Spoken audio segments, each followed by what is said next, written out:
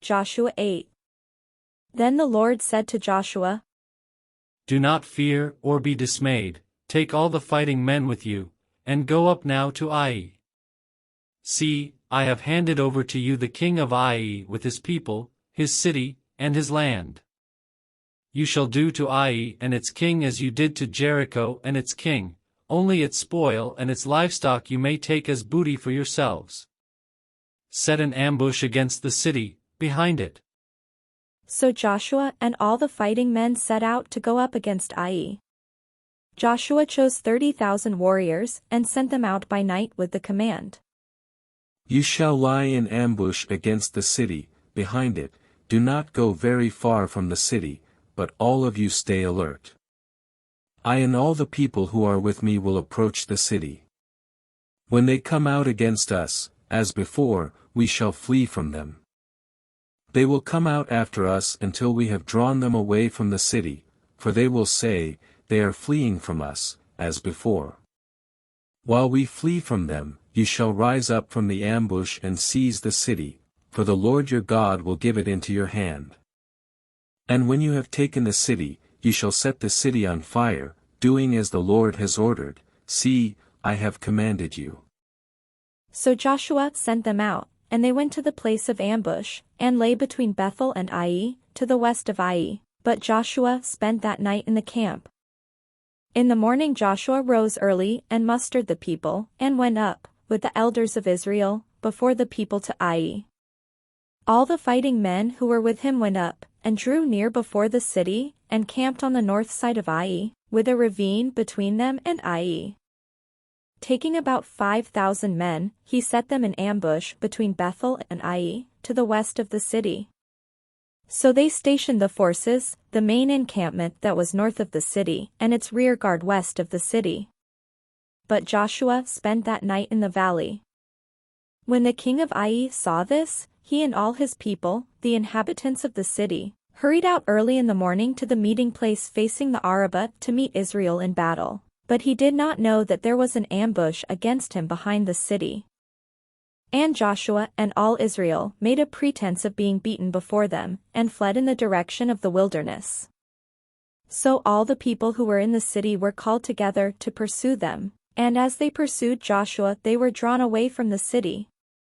There was not a man left in Ai or Bethel who did not go out after Israel. They left the city open, and pursued Israel. Then the Lord said to Joshua, Stretch out the sword that is in your hand toward Ai, for I will give it into your hand. And Joshua stretched out the sword that was in his hand toward the city. As soon as he stretched out his hand, the troops in ambush rose quickly out of their place and rushed forward. They entered the city, took it, and at once set the city on fire. So when the men of Ai looked back, the smoke of the city was rising to the sky. They had no power to flee this way or that, for the people who fled to the wilderness turned back against the pursuers. When Joshua and all Israel saw that the ambush had taken the city and that the smoke of the city was rising, then they turned back and struck down the men of Ai. And the others came out from the city against them, so they were surrounded by Israelites, some on one side, and some on the other. And Israel struck them down until no one was left who survived or escaped. But the king of Ai was taken alive and brought to Joshua. When Israel had finished slaughtering all the inhabitants of Ai in the open wilderness where they pursued them, and when all of them to the very last had fallen by the edge of the sword, all Israel returned to Ai, and attacked it with the edge of the sword. The total of those who fell that day, both men and women, was 12,000, all the people of Ai. For Joshua did not draw back his hand, with which he stretched out the sword, until he had utterly destroyed all the inhabitants of Ai.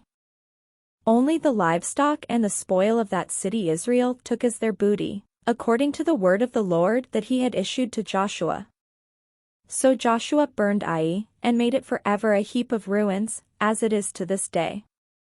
And he hanged the king of Ai on a tree until evening, and at sunset Joshua commanded, and they took his body down from the tree, threw it down at the entrance of the gate of the city, and raised over it a great heap of stones, which stands there to this day. Then Joshua built on Mount Ebal an altar to the Lord, the God of Israel, just as Moses the servant of the Lord had commanded the Israelites, as it is written in the book of the law of Moses.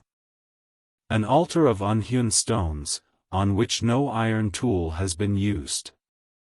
And they offered on it burnt offerings to the Lord, and sacrificed offerings of well-being.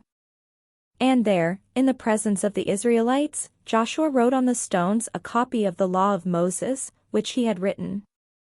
All Israel, alien as well as citizen, with their elders and officers and their judges, stood on opposite sides of the ark in front of the Levitical priests who carried the ark of the covenant of the Lord.